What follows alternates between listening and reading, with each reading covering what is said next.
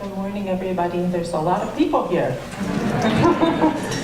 I hope everybody had a good Thanksgiving.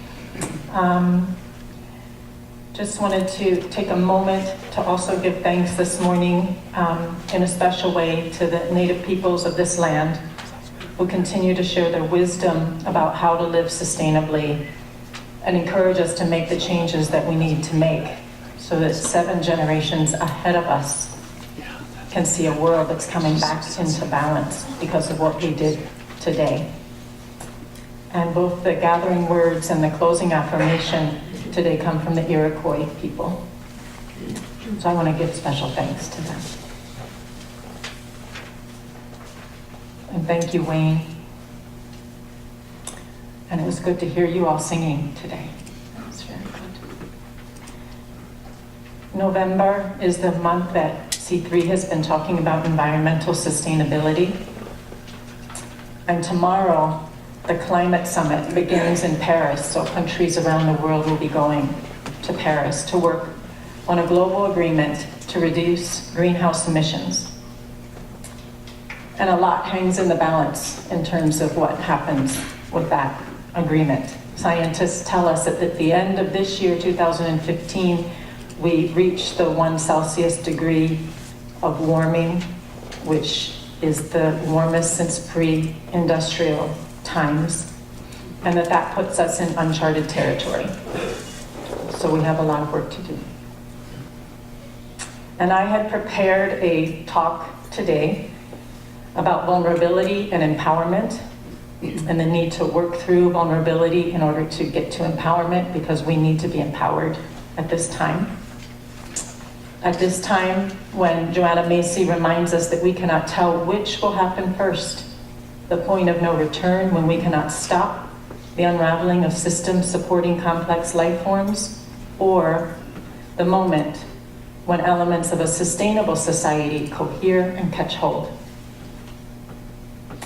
And Leslie, with the search committee, who can't be here today, who's traveling, who's ever mindful of the C3 process, said, try to remember to bring a little humor and your love of life and your connection to Western Michigan into the talk, so I had that down. And then, over Thanksgiving, we had a wonderful opportunity to meet and get to know members of this community at another level.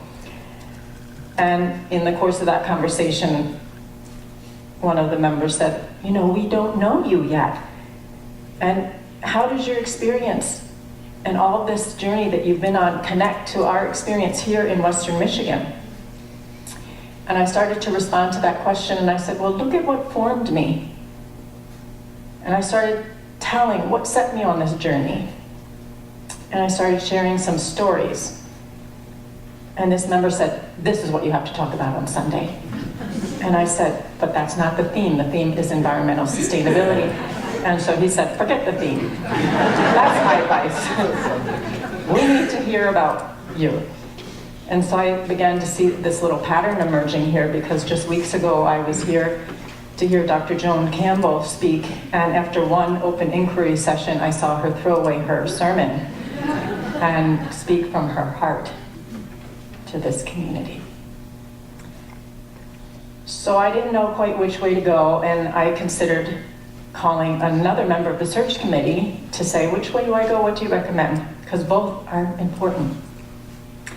And then I remembered one of you, I don't know if you're here today, who told me, you know, we're like a wheelbarrow full of frogs. That's what Ian called us, a wheelbarrow full of frogs. And I said, at this late date, I don't know that I'm going to solicit another opinion. I think I'll go with my gut on this one. And so I'm going to do a little bit of both and, because both are important.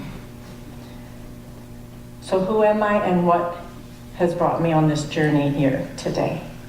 Many of you know that I've been, for about the last 30-some years, working on human rights and social change on US policy, mostly rooted in Latin America. And that in July, I returned to the United States, to Western Michigan, and there are many factors that I can cite and explain for what brings us here at this time to this place, to Western Michigan. But what I know is that there's a deeper reason than any of those specific factors that I could cite. And that is that it's part of my journey, this spiritual journey that has taken me to very unlikely places over many years. And that I've learned to trust it and know that it's important to show up, to trust the process, to know that there is a deeper purpose moving underneath the surface. I might not be able to see it fully when that movement begins to happen, but I've learned to trust that there's a deeper purpose. And where did this journey begin? As a little girl, I grew up outside of Baltimore. My father was an Episcopal priest. My first home was a parish called St. Peter's. It was in a working class neighborhood in a struggling little city. The church had no rectory, and so we lived in the church office, what should have been the church office. It's a very interesting way to grow up. And there's lots of stories for maybe another time. And this church was on the edge of town, geographically on the edge of town. And to the right was a little community called Chapel View. And it was the quintessential subdivision. Everything was perfect. And to the left was another neighborhood, an African American neighborhood, and it was also perfect. And I was very aware of the differences between these two neighborhoods. One was black and one was white. One had grass lawns and one had dirt. The windows in some houses had glass panes and nice curtains. And in the other houses, there was plastic tacked up to keep the cold air out. In one neighborhood, everyone lived inside of their houses and you didn't see people on the streets very much, and people didn't say hello very easily. And in the other neighborhood, people were always outside and there was music. And there was a lot of interaction outside. And I played in both of these worlds. I moved fluidly between them. And then one day, these two worlds collided on a school bus on my way home from school. In elementary school, I was sitting with my friend Kevin on the bus, and all of a sudden this huge fight erupted. I don't remember a whole lot of it because I was mostly ducking, trying to protect my head. But I remember hair being pulled, people being slammed up against windows, a lot going on. And I remember hearing words that I had never heard before in my life. Nigger, cracker, and a whole bunch of other words. And I stumbled off that bus in shock. I didn't understand what had happened. My world had fallen apart. And what I later understood was that I had been sitting on the wrong end of the bus. And that's what sparked the fight. The next day, I went to school, and there was Kevin. He was wearing the same sweater that he had been wearing the day before on the bus. It was all disfigured and torn at the neck, where he had been grabbed and slammed. And he wore that sweater, and he showed up at school with all the dignity in the world, because he was there to learn something. And he showed me what it was to have courage. And I sat with my friend on the wrong end of that bus, going home from school every day. The next church, my next home, was a very different place. It was a very white, wealthy area with cricket clubs and social registers and prep schools. And in the high school, there was a small group of Black students. Many of them came from the inner city. This was an integrated high school, except in the cafeteria, you could see just how segregated it was. There were 3 to 4 tables in this huge cafeteria where the African American students sat. And so at lunchtime, this began to become a dilemma. Where was I to sit? Where was I to sit with my friends? So I sat with my friends at their table, the 3 tables for the Black students. And then I found that it became very difficult to sit on the white side of the cafeteria, that I was really not welcome there, except for a few very white, brave white friends who were already marginal enough that they didn't have a whole lot to lose. So high school was not a very easy time, but I learned a lot. I learned about racism in our society, and I felt the meanness of it, and I saw the brutality of it. And one summer, some young men who I had grown up with, been friends with for years and years, spent summers together. They were children of clergy, had grown up in the church. And one summer, they cornered me one afternoon when I was alone and started throwing stones, hard, and they meant it. And so I found a platform and I managed to get myself behind it and hide to protect. And the stones pelted that platform. And I didn't know how long this was going to hold up. And fortunately, somebody came along and interrupted it and said, "What's going on here?"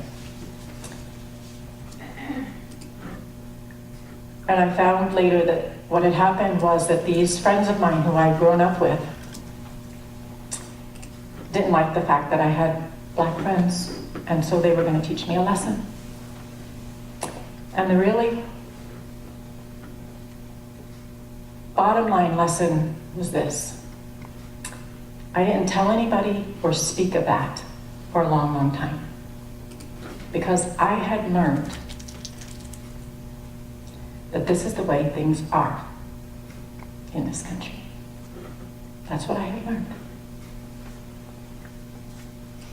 And then I went to college, and I found people at a campus ministry, and they said, things shouldn't be this way. Things can be different. And I found a community that I could work with. And then in the 1980s, when I graduated from college, the United States was at war in Central America. This was a time when the United States was pouring $1 million a day into tiny little El Salvador to prop up a dictatorship that was killing anybody that was working for the poor or for social change, including 4 US nuns. We celebrate their anniversary this week, and the Jesuits.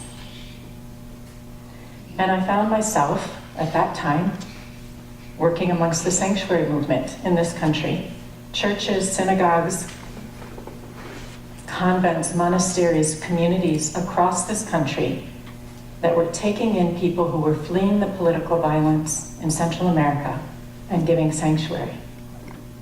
And they were inspired by the Underground Railroad in this country. And then a call came from the churches in Nicaragua to the churches in the United States, and to the people of the United States. And they said, brothers and sisters, come and see what's happening in our country. Stop the war that President Reagan is waging. And so the first delegation of church leaders from around the country went to Nicaragua on a fact-finding trip, and they witnessed a war against poor people, civilians. And they made a pledge. And they said, we will go back and we will change our country's policy. We will stop this war. And they made one other pledge. And they said, furthermore, we will stay with you here until this comes to an end. And that was the beginning of Witness for Peace, an ecumenical effort to work for peace and human rights. And that's how both my husband, Tom, and I first went to work in Nicaragua. And I found myself in the company of people of faith, of no faith, people with a lot of questions, but were united with a passion for life, for social justice, and for peace, and who were willing to sit at the wrong end of the bus, the wrong part of the cafeteria, the wrong side of US wars in Central America. And I found myself in a country, a little country in Central America that was very much like my friend Kevin, a country of poor people who were being beaten up, who had tremendous courage and determination, and who were turning their country around by placing compassion for the poor and the most vulnerable at the very center of their national policy. And they were winning awards at every level in health, in agrarian reform, internationally, by just reorienting those values. I found myself in a country of people with tremendous dignity, who stood up to the greatest superpower in the world and said, "You must respect our people. You are better than this," they said, "and we will call you to be your best self." And they found some of the best lawyers in the United States with experience in international law. And they presented their case about why this war was illegal. And they convinced them. And these US lawyers became part of Nicaragua's legal team. And they took the United States, the Reagan administration, to the World Court at The Hague with no experience in international law.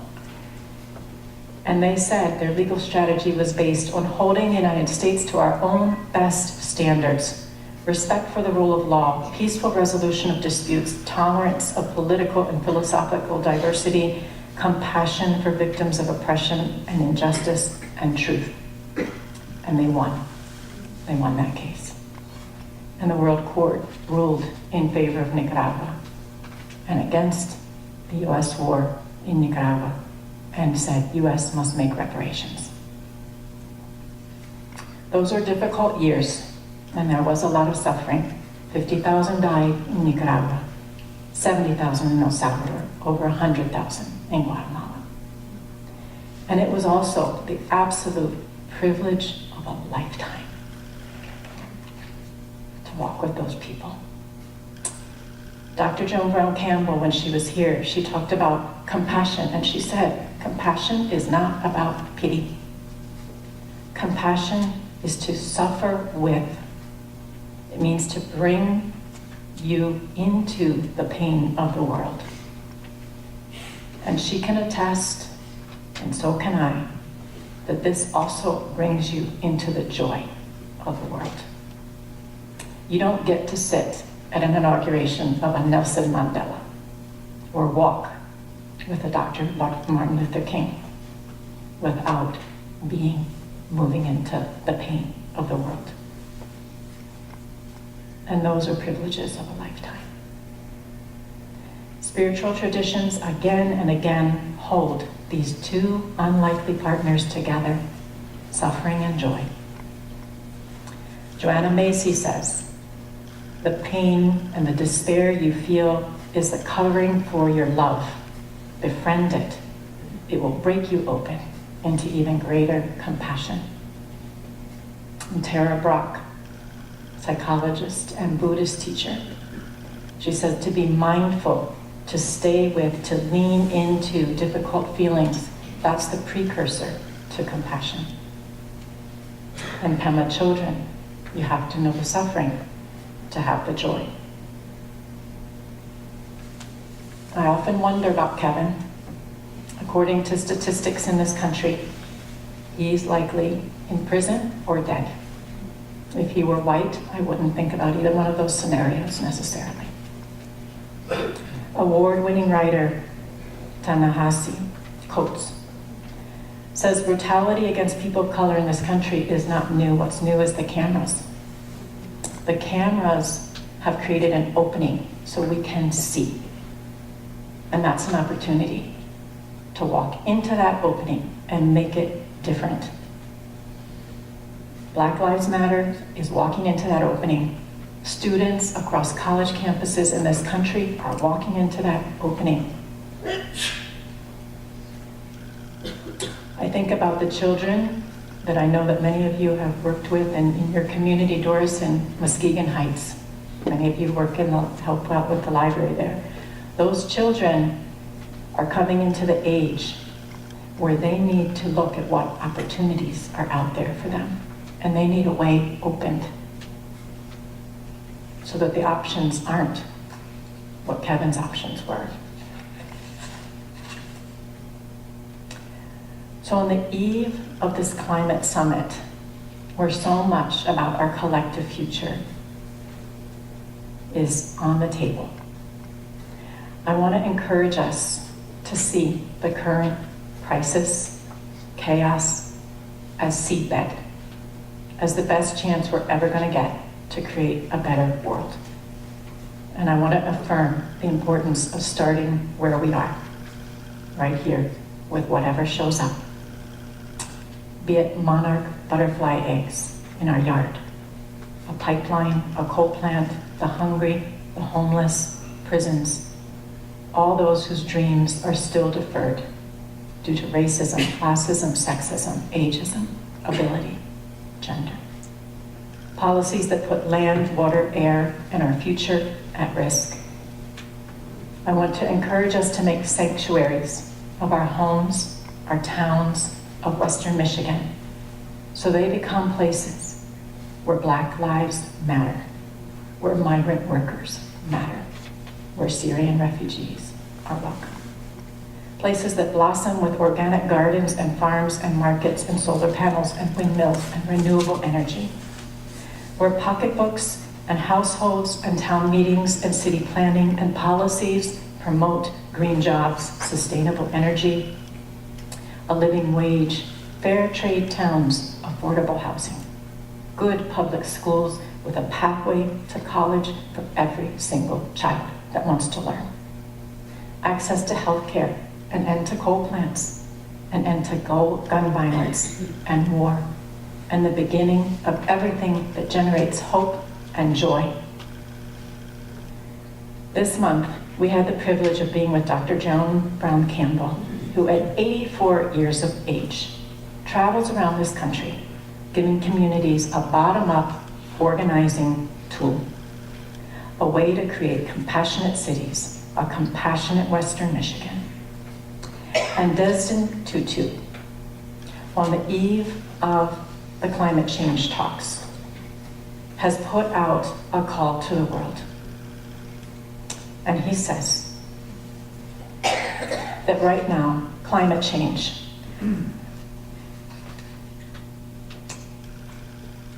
the task of reducing our carbon footprint is the human rights issue of our time. He likened it to the challenge of defeating slavery and apartheid. And Tutu and other world leaders and activists have issued this letter. And they say, here are 4 of their main points. They say, we're at a crossroads. We do not want to be compelled to survive in a world that has been made barely livable for us. We are confident in our capacity to make the great historical shift required of our time. We will not wait for states to make it happen. Slavery and apartheid did not end because states decided to abolish them, but because people mobilized, leaving political leaders no choice but to follow. We will open the way to a livable, sustainable future. Our actions are much more powerful than we think, and we can change everything. And just weeks ago, Ryan Cotton was here and talked that we need to educate, share our vision, stay in elected officials' offices, and not go away, and find openings where compassion can flow. We need communities that are passionate and engaged. And so at this crossroads time, I find myself placed with a community that I believe has the heart, the mind, and the courage to lead, to sit in all the wrong places. On this morning, on the eve of the climate summit in Paris, I want to encourage us to join hands with those in many parts of the world that are working to open a way for a compassionate and sustainable future. Because this is the challenge of our time, and our time is right now.